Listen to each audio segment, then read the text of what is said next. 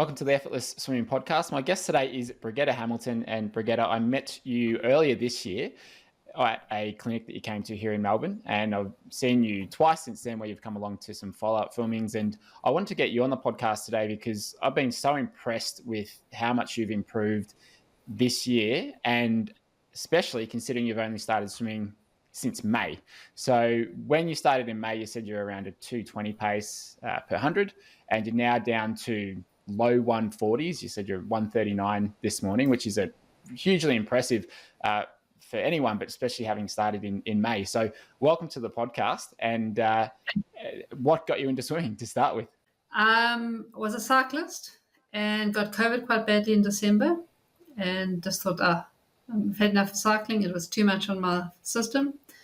And someone suggested swimming. So I thought, well, last swam at school, it can't be that hard. Got into the pool and looked like a frog in a blender, flailing away. And then realized, everybody was just gliding past me. Men, women, children. This was like unbelievable. I thought, yeah. When you did start swimming, were you able to swim comfortably without stopping, or were you having to stop after a couple laps, get your breath? How was it for you when you first got into it? It took. I probably started off with about 500 meters. It was my goal to get at least a 500 continuous swim, but I'd be able to do a meter, a length, and then I'd have to pause for 15 seconds or so and then do the next one. So I think I did that for at least a month of just back and forth and trying to build up distance.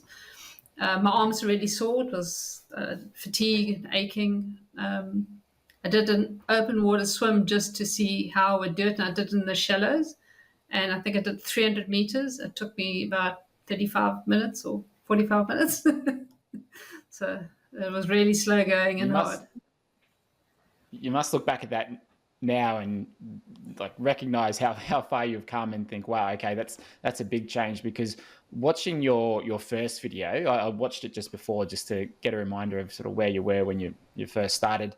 I wouldn't say you weren't swimming poorly at all. You had some really good things happening with your stroke, but the hips and the legs were quite low, the breathing was quite high, recovery was quite wide. And at that time, I counted the strokes too there, and it was 22 strokes for that lap the first lap that you did in the first filming. And fast forward to your last filming that you did, you're doing the same stroke count, but your stroke rate is much higher. So you're able to maintain the same stroke count with a faster rating, which is kind of the goal. So if you were to just do long and slow strokes, you could probably go, 18, 19 strokes, I'd imagine. But now your hips are higher, your legs are higher, your recovery's much better over the water with a higher elbow, and a couple of other adjustments that you've made. And it's looks as though that maybe cycling background that you've got coming from another sport is really starting to come into your swimming now that you're getting a bit more experience and you're doing it regularly. Is that something that you can feel now? Yeah, the endurance, from having done endurance sports for so many years, that definitely helps with that longevity and staying in the zone and staying at that certain pace. It's still, even though I was fit, I had to get swimming fit.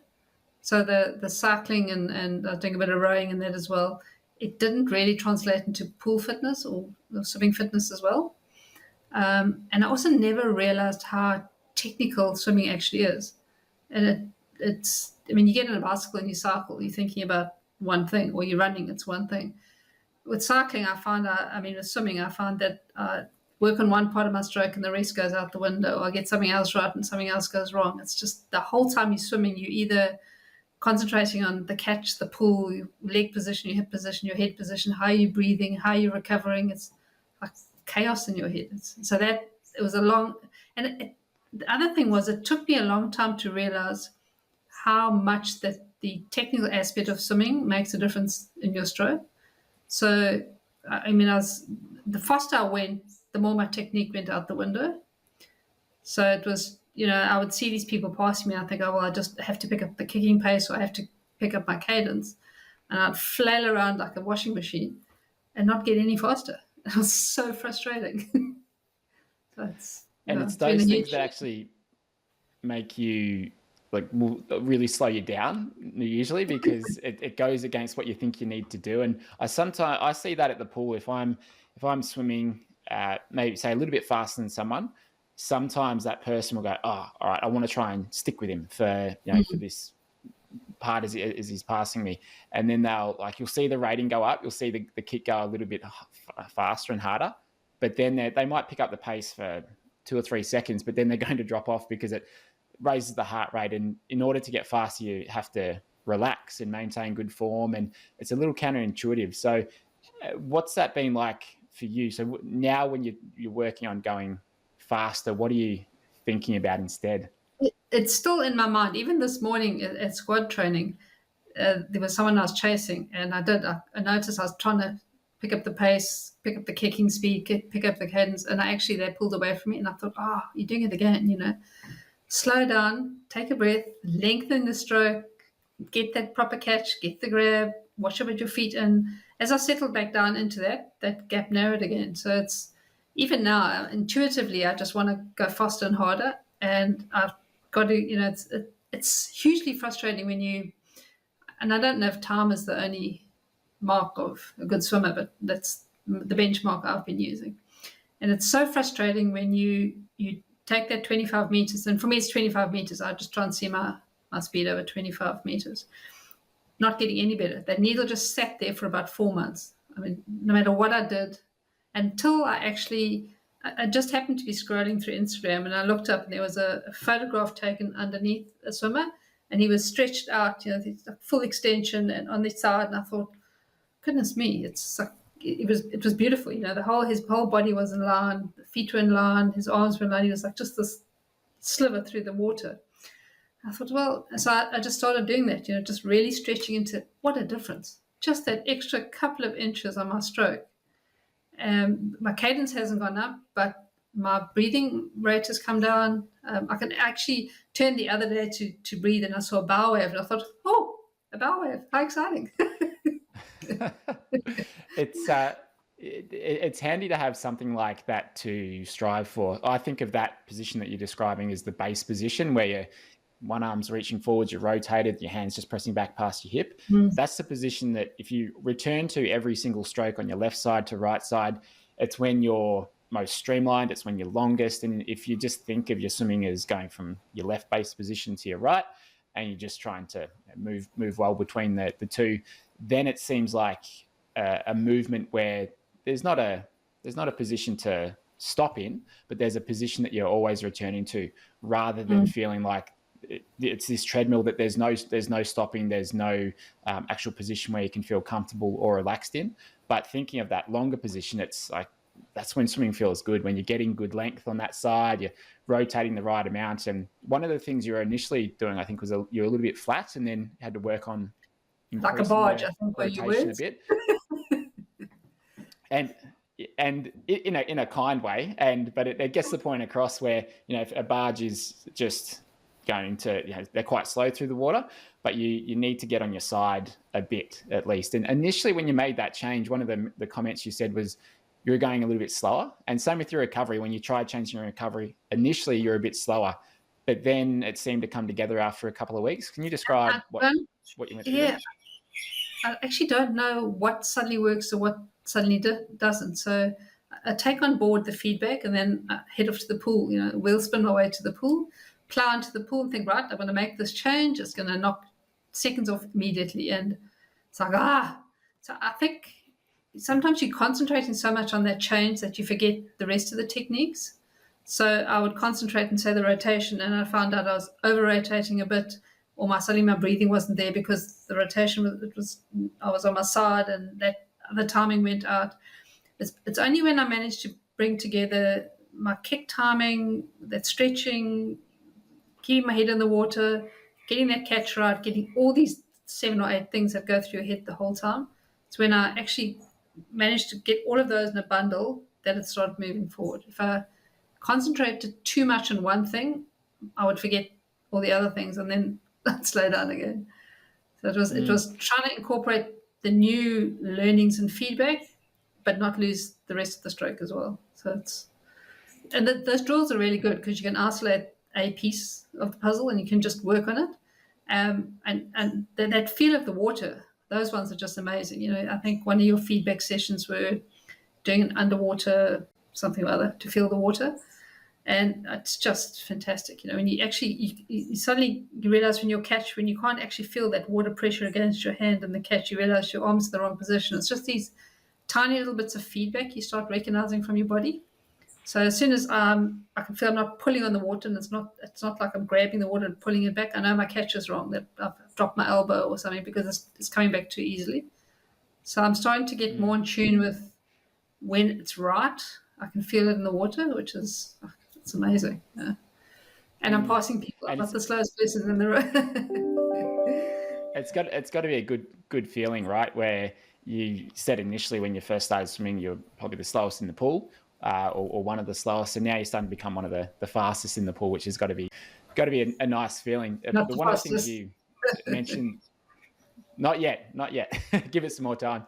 But one of the things you mentioned though was the intuitiveness that you're starting to develop, and it's the thing about swimming, especially when people first begin swimming as an adult, is they'll normally go to YouTube, maybe a podcast, maybe ask some friends about, all right, what should I be doing? And then they get inundated with a lot of information and ideas, and they try a lot of different things, and then you need to pass the information and see what's relevant to you.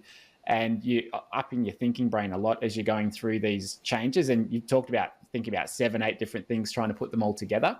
But then the more you do it, you start to get that intuitive feeling for things. And that's when things tend to start, they come together a lot better, because swimming is an activity where you really want to be feeling for it and not intellectualizing it too much. But you kind of have to go through that in the beginning, I find, to be able to adjust some of those big rocks that we want to change in your swimming.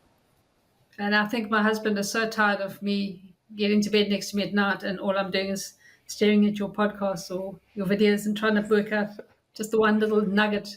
And it's quite amazing. You post something and you'll watch 3 or 4 podcasts of swimmers stroke.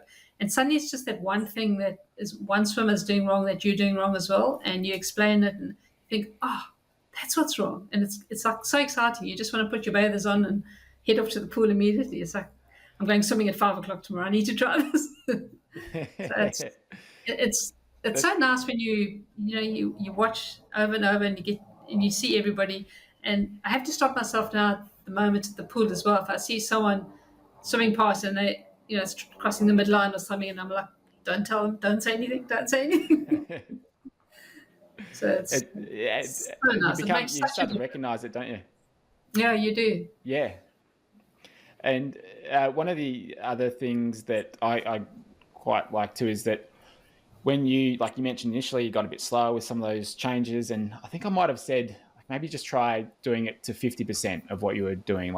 Just don't try and change it extremely, just do 50% of it. And maybe that was one of the things that helped it come together. But it's good to get that feedback from people. So when you do a clinic, I encourage people to say, let me know how things are going a few weeks down the track. Even if it feels like it's not happening, or even if you have gotten a bit slower, let me know, because then we can start to adjust things and find what might be the issue. And some of the main things that can cause people to not get faster straight away is when they change their stroke, like you mentioned, another thing might fall out of place, which is really, really common because they're concentrating on one thing, but they might have forgotten something else really important. Another main one is that the stroke rate can come down a lot because people are thinking so hard about things. Their stroke rate is way too low. And so they're just never really getting that speed. But one thing that I noticed with your recent video is that your catch and pull, your feel for the water looks so much better. You've got a really nice pace of your arms moving through the water. It's got a bit of that slow to fast, and it looks like you're not rushing it at any point. You're not muscling it at any point there. You're just timing that really well. Whereas in the beginning, that first video that I saw, it was quite stop and start, wasn't it? There's like a big pause at the end of each stroke. And now you've I think I've seen some video somewhere that they said reach and pull. So I was like reaching and pulling, but I didn't realize I was actually stopping until you pointed it out. But I think Yeah, but boy, it looks so much better now. the most valuable thing I have found is that the picture you have in your mind as you're swimming of what your stroke and what you actually look like, when someone videos it or gives you feedback, is not at all what you're actually doing. So until I realized or came across the internet that you actually have these feedbacks, it's quite a revelation, because suddenly you look at yourself and you think, but why am I doing that? Or my arm's going round instead of over. And I think one of your feedbacks were, as I was stroking through, I was coming all the way around, and the time it took for my arm to go all the way around versus coming over, it made a massive difference. Just that one observation, which I had no idea I was even doing that. Was But, it what did that first one look like compared to what you thought you were doing? well, I thought I was Michael Phelps. It was, as you said, I was completely flat. I don't think there was any rocking going on whatsoever. And my arms were coming around, and then crossing in the midline. And funnily enough, I could never understand how come I couldn't track straight in the pool. I was zigzagging all over the pool.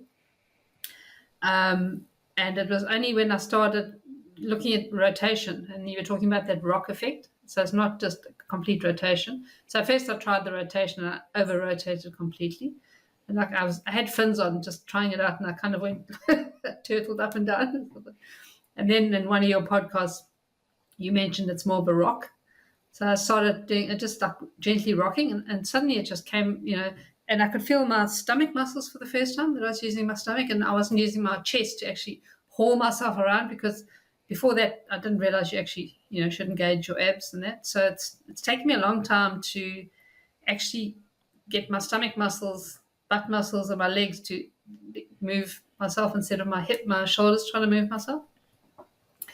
And all those things, as you get the kick timing right and everything right, it's almost like a little corkscrew. You just start gliding, and it is effortless. I mean, some days I can go to the 50-meter pool, and I just do a warm up, say 400 meters, and I'm not even out of breath. And it's just, and the times are okay. I start up at about 2 meters or 1 minute 50, just warming up, and I'm not out of breath at all. And I can see people next to me, that's their sort of race pace or whatever.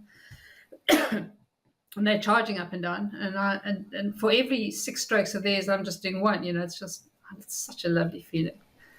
I mean, it's amazing when it comes together. It's so nice. Yeah, I know the feeling you're talking about, and it's just something that always draws me back to the pool or in the ocean. And especially if you have a good session where you've got a nice flow to your stroke, and your times are good, and you just feel like you're holding lots of water without needing to work for it. It's a very good feeling, and it's such a great workout as well, because as you mentioned with like the core, for example, it takes a while to be able to hold your body in the right way and use your body the right way and develop the muscles to be able to do that. But yeah, it's like it is. There's a lot of like core, hips, glutes, all of that's involved when you're swimming correctly. So if you feel like it's all upper body at the moment, or maybe all in the legs for some people who are kicking too hard, when you get the whole body working together like you've been able to do, because you've now got the right rotation and you're not having that energy come around so wide and flat over the water, you're being a bit more direct with things. That's when you get, I think that's a big reason for why you've had such a big improvement in your stroke, and probably how it feels as well. So for you, like what are you looking at, say 6 to 12 months down the track? Is swimming something you're going to continue with? Because obviously you come from a cycling background, and if it is, what are you sort of looking to achieve with it? It's my passion now. I absolutely love it, and get quite grumpy if I haven't been in the pool on a day. I did my first open water swim about 2 weeks ago. It was a 2K, not a race, just a sort of group swim.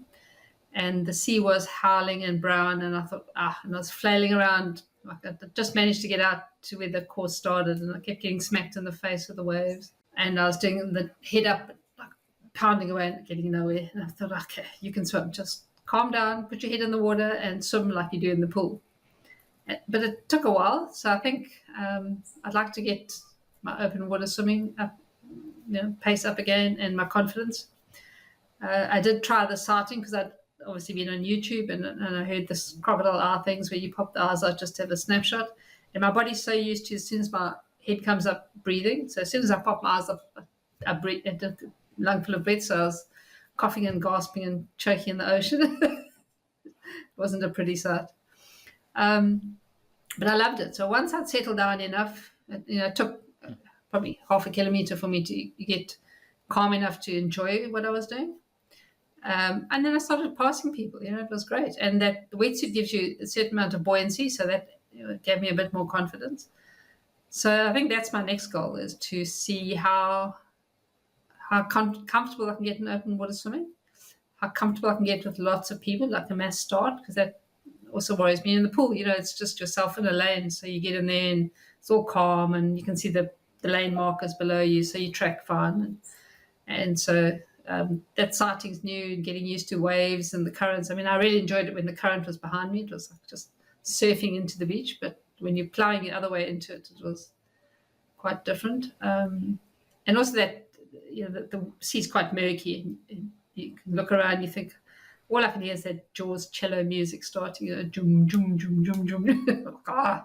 Don't think about it. So, yeah.